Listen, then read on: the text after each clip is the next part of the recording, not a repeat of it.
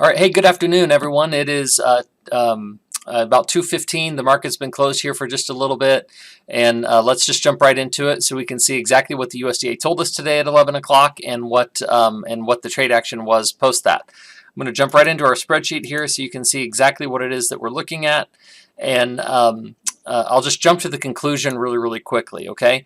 First off, the reaction today was bearish, but we think the report is a little bit bullish because the USDA actually trimmed our carryouts, right? We trimmed them from 300 in beans to 245 and 262 to 202 in corn. So we've got tightening on the balance sheet in August. We think that that's more bullish than bearish, and the way we get there is to us is a little bit more bullish as well, particularly for soybeans. So the USDA lowered the yield in soybeans from 52 to 50.9. And what's interesting is that what that did is took out about 100 million bushels from supply. Well, if you take 100 million off 300, right, you get 200 million bushels. So in order to keep the and last year we had a carryout of about 210. So in order to keep the carryout above last year, what the USDA did was engage in a little bit of gamesmanship, in our opinion, in order to keep that carryout higher. So what they did is they increased exports by 10 million bushels. They found 5 million bushels of old supply, so that's 15 million, and then they trimmed 25 million bushels off of demand. So that did enough to keep the carryout up above 245. Well, what if they're wrong on that and they actually have to lower the yield a little bit more and those old stocks aren't there and we don't import and the demand is present? Well, in that case, we have a major problem in soybeans because we're really, really tight. So we think that the downside is limited in beans because of this potential issue here. What we're seeing with energies, what we're seeing with meal and soybean oil, what we're seeing with the export markets is really starting to show us that, hey, demand may actually be pretty well present. And then you've got the same issue with corn, although not to the same extent.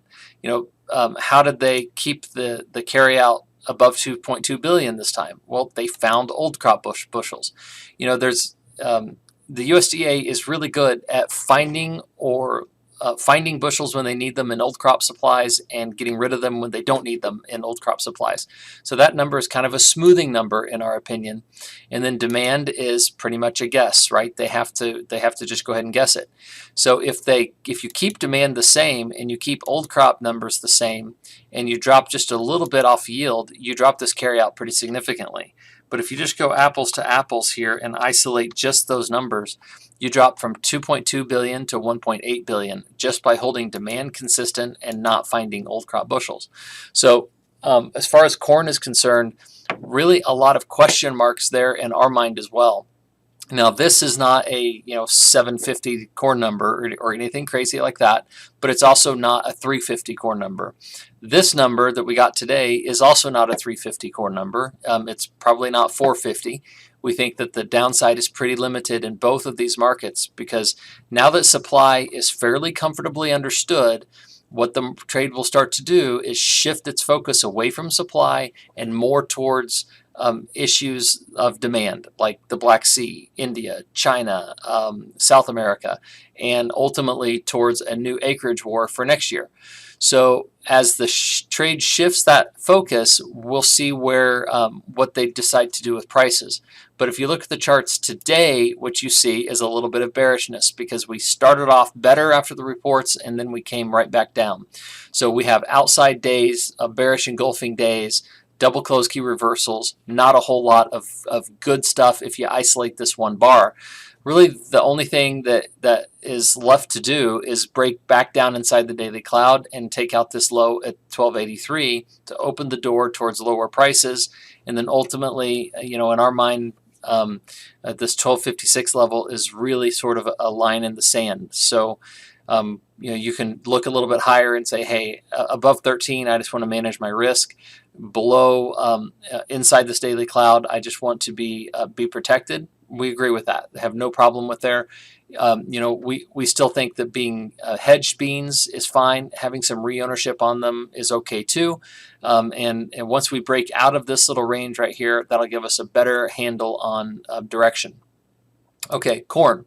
Let's look at corn's day. Corn had a big bad day as well. Originally traded much higher. I think we traded to 507.5. We traded up 8 or 9 cents, and then really sitting here watching it, it just felt like we were holding 5 really well, and then all of a sudden we were at 585. And if I dial this down to a 15-minute chart for you, you can see what that did. Here is the 11 o'clock hour. We traded really pretty strongly, and then all of a sudden at 11:45 we break a little bit, and then boom, right at 12 o'clock somebody just unloaded some big positions and took this thing lower, and it just never did really recover from that spot. So that is not really what we want to see, but it's just a very short amount of trading. And so I think what we're going to see on Monday and Tuesday is really, really important. Certainly, you can make 2 arguments here. One, hey, we found support and held at this critical low right here at 581. Number 2, nope, that's a big bearish engulfing day. We're taking that sucker out on Monday, and we're headed to 475 or 450 or something like that. And that definitely could happen. So our recommendation is to keep put ownership in place. And we'll wait and see what happens Monday, Tuesday as the trade begins to digest this. If we reverse from here and take out today's high, I think that's super bullish and puts a much higher levels back in place. So that's why I like puts in this instance, and something that we want to stay patient with and stay consistent with in the corn market for the next few days at least. Okay, so here is December Kansas City wheat. Again, it had a day somewhat like corn's day, but it never did get the bullish reaction that everybody was hoping. It was just pretty much under pressure from the get-go. And so what you have here is a bearish engulfing day. It's not the outside bar combination that we had. And it also failed to close below any lows like corn as well. Corn at least closed below its recent lows and held the bigger, longer term low. Wheat didn't even close below its most recent lows. So I think selling is really waning in the wheat market, and it is trying to find a foundation from which to do something different. Here's the 1-hour chart. You've got nice divergence action here. Here's the 240-minute chart.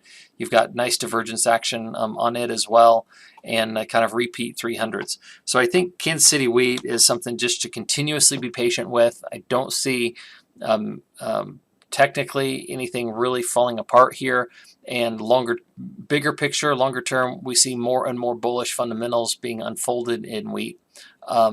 And we'll just have to wait and see how it does too. So grand conclusion, we got to be patient. We got to wait and see what we do Monday. The numbers really weren't that bullish. They were just more kind of confirmation of what we already knew, which is, hey, this crop is pretty big and seems to be improving, even though the USDA trimmed it in the middle of a couple of months of weather that got better and lots of rains. So I think that's fairly intriguing as to what they did. All right, remember, there is always risk trading futures and options, and you should only do so in light of your own financial condition. I hope you guys have a terrific weekend, and we will talk to you on Monday after we see how the markets trade. Have a great weekend. See you later.